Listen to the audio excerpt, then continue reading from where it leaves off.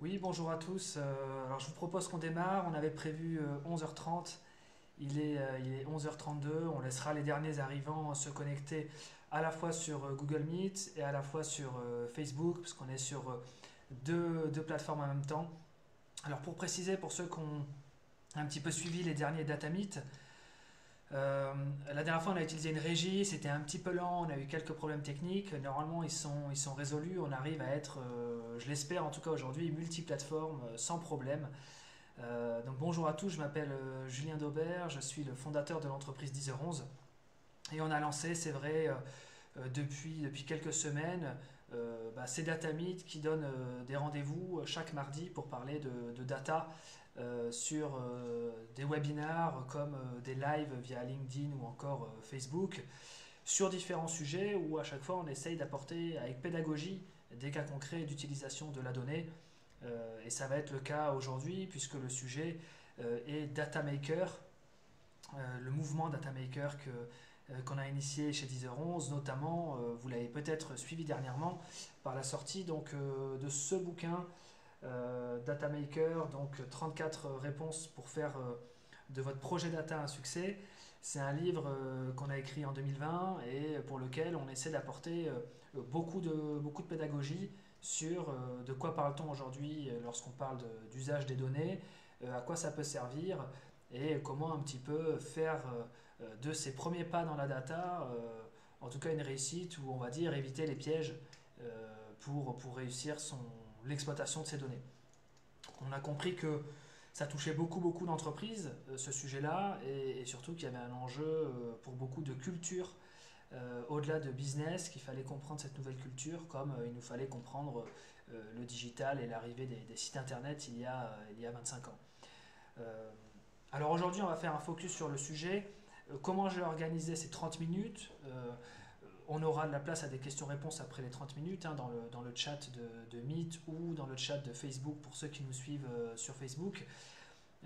Et j'ai organisé ces 30 minutes en suivant un petit peu le bouquin. Ce livre, il faut savoir qu'il y a 5 chapitres, 5 on va dire parties. On peut le voir, chaque grande partie est présentée par une couleur, donc c'est pareil, c'est assez ludique. Et les 5 grandes parties sont généralité pour la partie 1, la data science pour la partie 2, l'interface pour la partie 3, le développement web pour la partie 4, et enfin le business plan lié à des projets data en partie 5. Donc je vais prendre une question de chaque partie, puisque le livre répond à 34 questions. Et puis je vais vous donner un exemple concret en vous partageant mon écran, une réalisation qu'a fait 10h11, quelque chose que l'on a vécu et qui fait le lien avec la question qui vous est proposée, parce que notre intérêt, c'est surtout, dans le mouvement Data Maker, vous l'avez compris, c'est de faire, donc c'est de montrer qu'on peut réaliser des choses. On a entendu beaucoup parler de l'usage des données. On a par moments peu vu concrètement comment les entreprises françaises pouvaient s'en sortir avec ces données et qu'est-ce qu'elles pouvaient faire.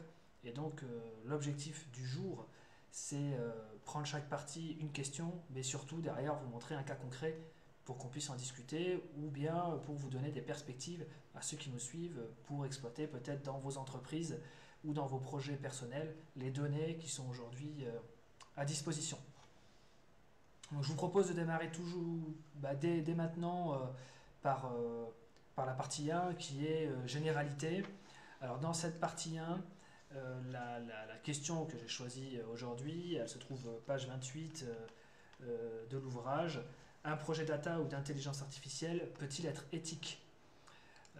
C'est la question qu'on va aborder. Alors dans le bouquin, je vais vous partager mon écran. Dans le bouquin, on parle sur cette question d'éthique, notamment du MIT et d'une expérience qui a été menée sur le Moral Machine. Peut-être que certains en ont entendu parler, ça date déjà de 36 mois, il me semble. Euh, pour y répondre, je trouve que c'est un bon exemple de l'illustrer. Donc je vais vous partager mon écran. Normalement, vous devez avoir mon écran qui est partagé et vous devez avoir sous les yeux euh, le Moral Machine. Donc le site moralmachine.net si vous voulez vous y rendre. Et en fait, le MIT a mené une étude par rapport à cette notion éthique. L'éthique, c'est la manière, on va dire, de de voir la morale ou d'interpréter la morale. Alors, ils ont mené une étude sur la voiture autonome en disant la voiture est dotée d'une intelligence artificielle et nous devons lui apprendre à être moral et donc à savoir dans des situations critiques quel choix la machine doit faire. Donc vous pouvez le voir, on vous propose deux situations. La première situation, la machine autonome, elle n'a pas le choix, ou bien elle écrase les piétons, parce qu'elle ne peut pas faire autrement, elle ne peut pas ralentir suffisamment, ou bien elle rentre dans le mur et elle tue la personne qui conduit la voiture. Donc on vous demande de choisir, est-ce qu'il vaut mieux tuer la personne ou les piétons qui sont deux femmes et apparemment un médecin. Donc en fonction du clic, il vous propose de nouvelles situations. Vous voyez dans ce cas-là, est-ce que les personnes dans la voiture, la famille dans la voiture meurt, ou bien est-ce que le voleur, la femme et les deux enfants sont choisis et meurent. Donc vous devez à chaque fois choisir qui va mourir. On pense que là, dans cet exemple éthique, hein, on pense qu'il y a une forme de biais, c'est-à-dire qu'il faut bien comprendre qu'une intelligence artificielle ou une machine ne réfléchira jamais ainsi. Je m'explique. Elle aura un ensemble de paramètres, si on prend l'exemple d'une voiture autonome dans ce cas de figure, elle aura un ensemble de paramètres, et sur ces paramètres, en fonction d'une situation, elle va se dire, en fonction de toutes les variables que je reçois, quelle est la meilleure trajectoire qui me permet de ne tuer personne. Et non pas, je n'ai pas le choix, qui c'est que je tue. Normalement, jamais une intelligence artificielle doit penser en qui c'est que je tue si je n'ai pas le choix, c'est pas comme ça qu'elle raisonnera, et donc je trouve que le MIT, par cet exemple-là, vient mettre un peu de piment et vient, on va dire, casser un débat en jouant sur la morale, alors qu'aujourd'hui, ce n'est pas le sujet et ce n'est pas comme ça que les gens qui pensent l'intelligence artificielle raisonnent en termes de gouvernance. Donc sur cette question éthique, je trouvais que c'était intéressant d'apporter cet exemple. Et vous allez me dire, mais maintenant on aimerait bien un cas concret lié à 10h11. Alors c'était pas évident de trouver un cas sur lequel on aurait travaillé avec l'éthique, mais j'ai un exemple.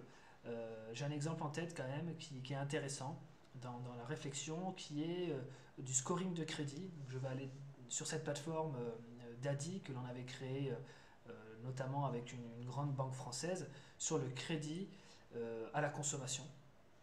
Et on avait travaillé différentes méthodologies, ce qu'on appelle de deep learning, donc d'apprentissage profond, pour avoir un score qui permettait d'octroyer un crédit à la consommation au bon payeur et donc au maximum refuser le crédit au mauvais payeur, c'est-à-dire permettre une équité en donnant accès à des crédits à plus de gens auxquels on n'aurait pas pensé qu'ils rembourseraient au départ, et aussi avoir un crédit à la consommation qui soit plus sévère avec ceux à qui on octroyait des crédits mais qui souvent faisaient défaut. Donc on avait des données qui nous permettaient de travailler ce score. Je vais vous montrer l'applicatif qu'on avait développé. Hein. Donc c'est assez simple, année de début, donc début d'activité, donc le type d'habitation, le montant, donc je ne sais pas, on peut mettre un montant standard, le code postal où la personne vit, imaginons Bordeaux, le code iris, donc là je vais prendre un qui est en exemple, hein, sur la plateforme, le 62 ici. Le code secteur d'activité, on choisit le secteur d'activité où travaille la personne. Et ensuite, les montants des revenus réguliers en euros. Donc pareil, on peut mettre le montant des revenus et puis le montant d'autres revenus qui pourraient être liés au train de vie de la personne. Et la surface financière, c'est une sorte d'économie que la personne pourrait avoir. Et puis, on simule. Donc là, par rapport à l'ensemble des variables que l'on a saisies, notre algorithme était en mesure de rapidement prendre une décision pour savoir si, oui ou non, on octroyait un crédit. Et là, par rapport, c'est un test, hein, aux exemples que j'ai fait, vous voyez qu'en quelques secondes, on est capable de prendre une décision et que le système, là, pour le coup, accepte pour cette personne le crédit consommation.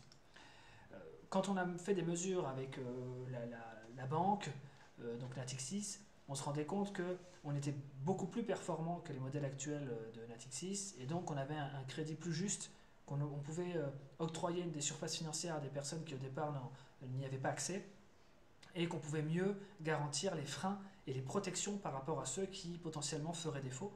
Donc on avait une meilleure performance que la banque, simplement pour des questions d'éthique, on n'a pas pu déployer ce credit scoring sur le marché parce que dans les algorithmes de deep learning, étant donné que certaines décisions de l'IA ne sont pas facilement explicables par l'humain, on s'est retrouvé dans l'incapacité de ce fait parce qu'on ne pouvait pas expliquer à 100% pourquoi la machine avait pris cette décision-là, mathématiquement. À cause de ce phénomène-là, le produit n'est pas parti en production. Donc on voit bien que ce débat éthique, il joue sous plusieurs formes.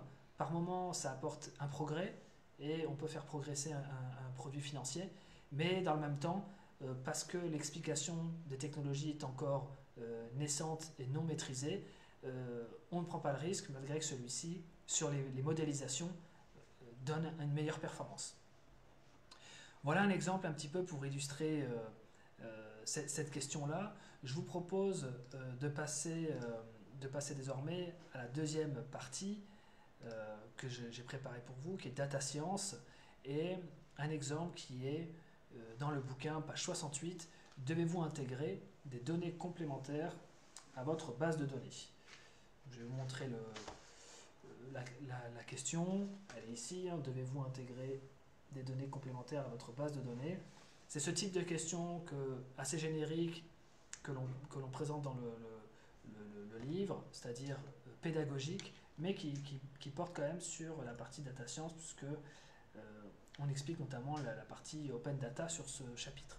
Alors un cas concret d'entreprise pour qui on a travaillé, qui a utilisé uniquement des données complémentaires pour arriver à proposer une création de valeur à ses clients. Je vais vous montrer un exemple qui est celui d'Avas, Avas Media, avec qui nous travaillons, notamment sur les données de Kantar Media. Donc Kantar Media produit chaque année une grande étude, tous les 6 mois, qui permet de poser, je crois que c'est plus de 3000 questions à un panel représentatif de la population française. Et en fonction des réponses et des cibles que souhaite créer Avas pour le compte d'un client, on est capable de savoir les goûts et les usages que peut avoir la cible en question. Quand on a il faut bien comprendre que quand on a la donnée brute que nous remet Kantar Media, c'est extrêmement complexe. Vous imaginez bien, c'est une sorte d'almanach de 800 pages. Et bien nous, on l'a simplifié, on l'a transformé en une interface qui permet de consulter l'information plus facilement et de la présenter au client lorsqu'Avas rencontre différents clients. Alors je vais vous montrer à quoi ça ressemble. Là aussi, c'est un projet qui utilise que de la donnée extérieure pour répondre à notre question. Et c'est un projet aujourd'hui en production. Donc je vous montre évidemment la partie démonstration de l'outil, puisque je n'ai pas, par des raisons de confidentialité, je ne vais pas vous montrer l'ensemble des cibles déployées. Mais si on prend l'exemple de cette cible de marathonien pour une marque de vêtements, si je vais sur la cible, l'outil est capable en temps réel par rapport à ma population de référence de calculer le nombre de personnes que j'ai dans ma population cible, là que je viens de cibler, donc c'est marathonien. Et si je vais voir le profil de cette cible, et bien là on a une exploitation des données, vous pouvez le voir, qui se fait donc l'ensemble des questions par typologie qui est résumée et l'ensemble des réponses qui est finalisé pour permettre une interprétation des résultats beaucoup plus rapide, que ce soit par taux de pénétration ou taux d'affinité, qui sont des marqueurs stratégiques d'information pour les médias. Alors là, on a une vue de la cible, on peut voir sa consommation média, et donc par exemple, ici sur tout ce qui concerne l'automobile et les pièces de rechange, imaginons notre cible a besoin de s'associer à des partenaires ou ce type de publicité, et bien on voit l'affinité, la pénétration que peut avoir la cible avec des sites de rechange automobile tels que Oscaro, Neuroto, Allopneu, Michelin, et l'entreprise peut comparer en un clin d'œil ce qui correspond le mieux à son besoin. Évidemment, on a aussi un aspect par rapport aux médias, et pareil, on peut retrouver des visualisations de données par rapport à notre cible de référence pour voir le potentiel de cible par rapport à la référence et le taux de pénétration ou le taux d'affinité qui est lié à cette cible-là. Alors je sais c'est complexe, on n'aura pas le temps aujourd'hui d'expliquer en détail ce projet d'Avast, mais mon intérêt est de vous démontrer qu'il est possible de créer des outils qui aident les entreprises uniquement sur la base de sources extérieures pour lesquelles on aurait optimisé le rendu et on permettrait d'aller très très vite dans une compréhension d'un almanach de données qui serait extrêmement complexe. Voici pour mon deuxième exemple. Je vous propose désormais de passer donc à la question de type interface. La visualisation de données est-elle indispensable à mon projet data, qui est une des questions que l'on pose et que nos clients nous posent généralement. Est-ce que je suis obligé de faire de la data vise? Donc en page 82, on a pris, je vous propose d'y répondre avec un cas concret là aussi aujourd'hui. Euh, alors on explique dans le bouquin notamment comment créer son infographie online via différents outils qui existent aujourd'hui sur la toile et qui permettent aux entreprises de devenir quelque part data maker et autonome sur l'usage des données. Donc c'est ça qu'on vient aussi apporter en plus que de quelques explications. Mais sur la visualisation des données, ben, encore une fois, c'était ma promesse du jour. Je vais vous montrer un exemple où on a exploité des données pour la mairie de Paris, pour les épauler dans la compréhension qu'ils peuvent faire aujourd'hui de la ville, mais aussi dans la perspective du marathon et des JO 2024 pour qu'ils aient une meilleure compréhension des passages et de l'usage qui est fait de la ville par les runners. On a récupéré des données en fait géolocalisées de l'ensemble des runners grâce à une application, on les remercie, Running Heroes, qui nous ont mis à disposition ces datas de manière anonyme. Et on a pu, grâce à la visualisation de données, avoir une compréhension des datas qui aurait été impossible avec une base de données source. Je vais vous montrer l'exemple très concrètement. Donc là aussi, je vais vous repartager mon écran. Et on va aller ensemble de suite vers ce site-là. Normalement, vous devez tous avoir une vue de Paris avec des tracés, les tracés en bleu. Et vous allez voir, si je zoome, ils représentent bien les tracés des runners dans Paris. Au niveau de chaque ville, on peut facilement, vous voyez, repérer les parcs et les zones où les runners vont courir. Alors ce qui est intéressant, c'est que par rapport à cette vue que l'on a de Paris, on peut par exemple, au niveau de la saisonnalité, et vous pouvez y réfléchir dans votre tête, savoir à quelle période on court le plus à Paris. Donc si je clique sur, je vais un peu zoomer sur la carte pour avoir un peu plus de perspective. Si je clique sur hiver, bon, on se doutait bien que c'était pas l'hiver où les personnes seraient le plus motivées pour aller courir. Ensuite, si vous voyez, si je passe au printemps, on a un peu plus de monde déjà qui se met en run. En été, la carte se densifie. Et puis en automne, voilà, on voit en automne visuellement que c'est la période où il y a le plus de pratiques de running dans Paris. Donc là aussi, moi, c'est des données qui m'ont surprise, des résultats qui m'ont surpris. Et on peut prendre connaissance, vous voyez, en quelques clics d'une information grâce à la visualisation de données. Pareil, si je veux voir un petit peu où sont les coureurs réguliers, imaginons pour du ciblage spécifique, il suffit que je choisisse la fréquence de pratique régulière et du 10-15 km. Et j'ai une carte de Paris qui me donne les endroits spécifiques où courent assez longuement les personnes qui ont des habitudes et donc peut-être qui connaissent les endroits agréables pour courir puisqu'ils y vont régulièrement. Alors on peut le voir au niveau du tracé, la Pantin-Bobigny dans le nord de Paris. On voit ici il y a un tracé régulier. On peut le voir aussi au niveau du parc des Buttes Chaumont où là aussi on voit qu'il y a un tracé. Et puis pareil, de Meudon jusqu'à les quais de Seine et la Tour Eiffel, on voit là aussi qu'il y a une remontée des usages. Et pareil ici, près du parc de Montsouris. Donc on comprend bien qu'en fonction de ce que l'on recherche, en fonction de la cible concernée, on arrive là par la visualisation des données à avoir une vue claire, précise et intéressante de la data. Ce n'est pas toujours le cas. Dans certains projets, il n'est pas forcément utile d'avoir une visualisation. Mais dans cet exemple-là, pour la mairie de Paris, je trouvais intéressant de vous le présenter parce que je pense qu'on en voit l'intérêt. On va arriver à la quatrième et avant-dernière question que je vous propose de voir aujourd'hui, qui est le développement. Donc c'est une partie du livre aussi importante. Le développement informatique fait partie de l'usage des données. Et page 92, on a « Dois-je mettre en place une API dans mon projet data ?» Euh, Là aussi, question qui est régulièrement posée, les API, un usage de plus en plus fréquent aujourd'hui pour exploiter des flux d'informations. Et pour ceux qui ne connaissent pas ce qu'est une API, juste un petit point rapide, il faut imaginer qu'une API est comme un pont que l'on crée entre deux solutions techniques qui ont des données. Et ce pont a simplement un douanier qui permet de savoir si l'information a le droit ou non de circuler. Mais ce pont est le fait de créer la capacité entre deux bases de données à communiquer entre elles de manière rapide et fluide. Donc voilà ce qu'il faut avoir en tête si on veut une métaphore sur l'API. Alors un exemple de projet qui utilise l'API, je vais vous donner un exemple d'une PME française. Comme quoi, on n'est pas obligé d'être un grand groupe aussi pour exploiter la donnée, parce qu'on a vu Havas, on a vu la mairie de Paris, ce sont des grandes entreprises. On va voir maintenant une PME locale, donc à Bordeaux, où est basé notre siège social 10h11. Cette PME travaille dans le vin, c'est une PME qui fait de la négoce de vin, et son processus de travail est lorsqu'un client appelle ce négociant, il demande ou recherche un vin, et à ce moment-là, les équipes techniques de notre client devaient aller consulter différents sites, Wine Searcher, LiveX, différentes grandes plateformes de vente de vin, pour voir si le vin était aujourd'hui recherché, était disponible. Une fois qu'elle avait cette vue-là, elle avait aussi une vue sur les prix. Elle pouvait se faire une idée du cours et du prix du vin en ce moment sur le marché. Ensuite, l'entreprise regardait si dans ses caves, il lui restait ce type de vin disponible. Et si oui, elle émet un devis et une proposition pour la personne qui a appelé et souhaite acheter le vin.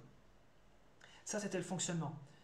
Nous, pour les accompagner, dans un premier temps, pour leur faire gagner du temps, on leur a dit, plutôt que les personnes qui répondent au téléphone passent du temps à aller chercher dans les différents sites l'information, on vous propose de brancher automatiquement des API et se brancher aux API des différents sites concernés pour récupérer l'information automatiquement et faire gagner du temps à vos équipes qui, lorsqu'elles font une recherche, n'ont qu'une seule recherche à faire et pas 4 à 5 recherches à faire en même temps sur différents sites.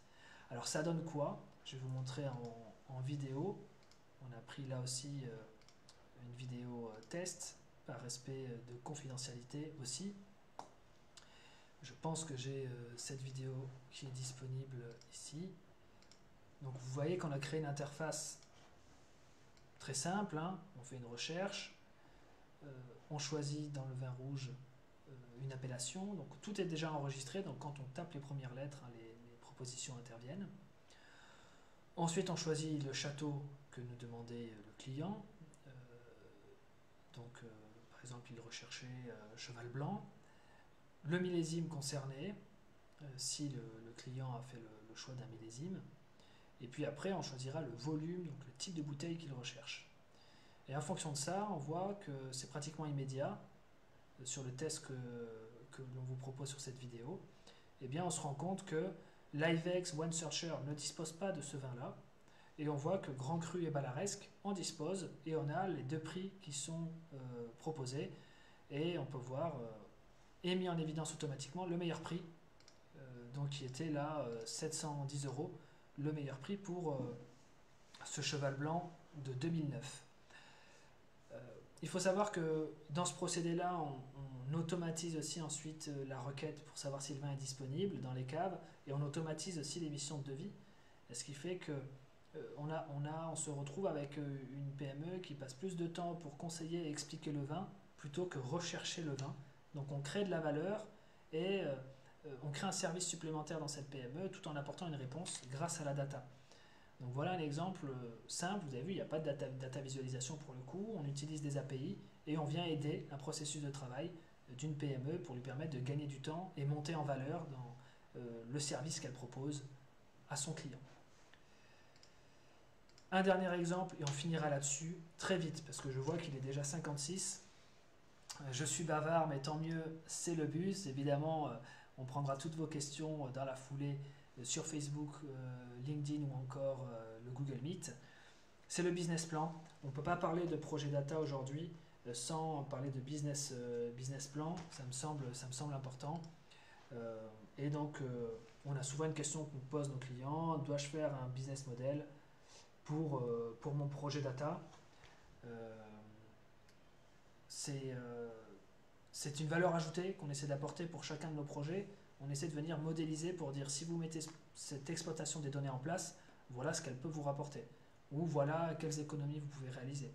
Ou voilà le nombre de clients que vous pouvez aller chercher. Donc on essaie de donner toujours des métriques pour que on ne fasse pas juste de la data pour faire de la data, mais vraiment pour améliorer les services et la qualité de ce que produisent nos clients. Et un simple exemple, alors j'irai très vite sur la démonstration, je vais quand même vous montrer le site.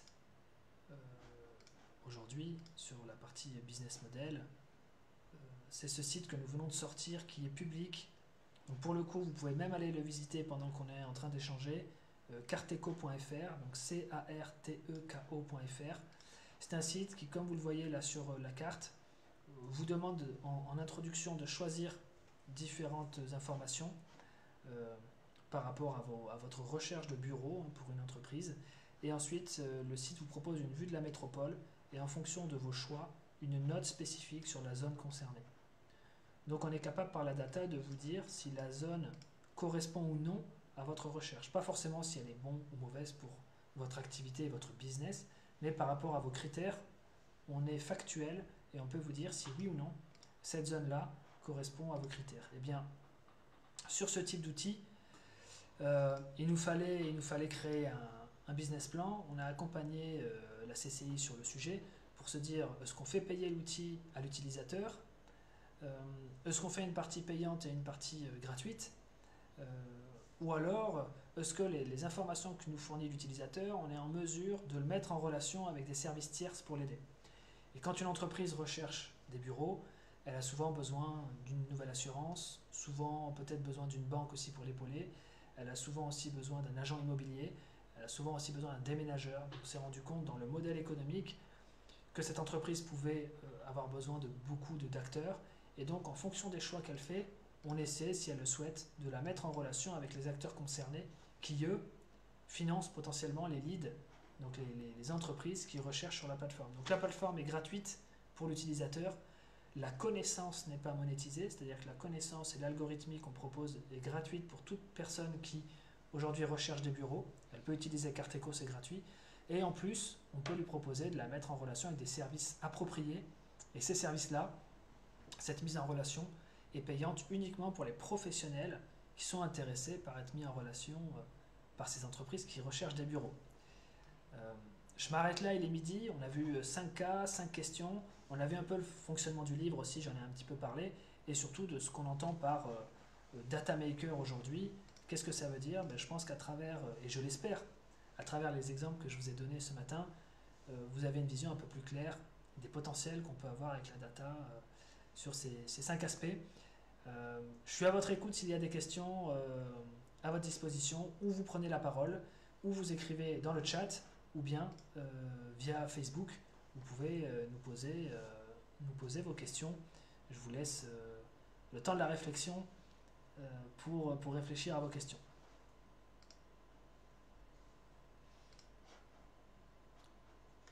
Donc je vais essayer de voir sur Facebook live si on a des questions. Peut-être notre régie, si jamais il y a des questions sur Facebook, me les faire suivre dans le chat Meet. Si jamais des questions arrivent, n'hésitez pas.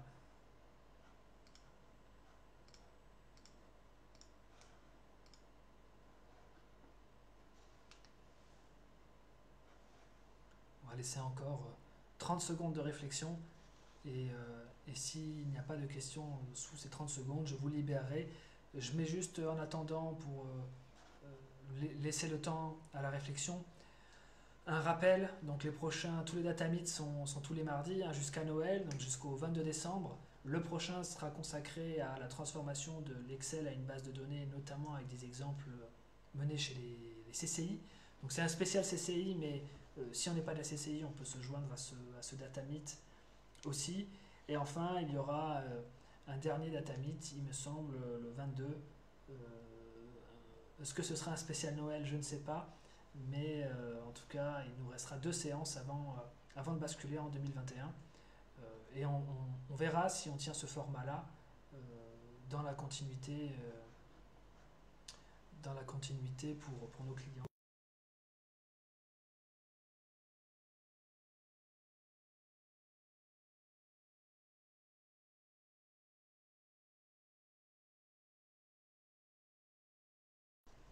elle est double. C'est-à-dire, elle doit être écrite à la fois par le service tiers pour donner accès à sa base de données et à la fois par l'entreprise qui veut se plugger au service tiers pour faire entre guillemets le branchement. Donc dans le cas du vin, Livex, WineSearcher, Balaresque, tous les exemples que vous avez vus de plateformes disposaient d'une entrée API, donc disposaient de quoi appeler l'information sur leur base de données de manière automatisée. Et nous, Deezer11, on a simplement écrit le chemin et les requêtes en correspondance à l'API, puisqu'une API vous stipule le type de requête que vous pouvez faire et le résultat qu'elle peut vous envoyer en fonction de la requête.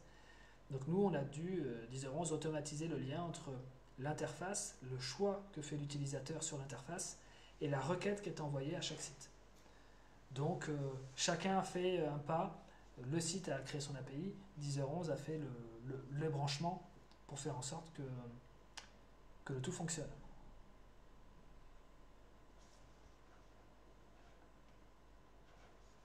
Donc j'espère André que ça a répondu à votre question sur le sujet.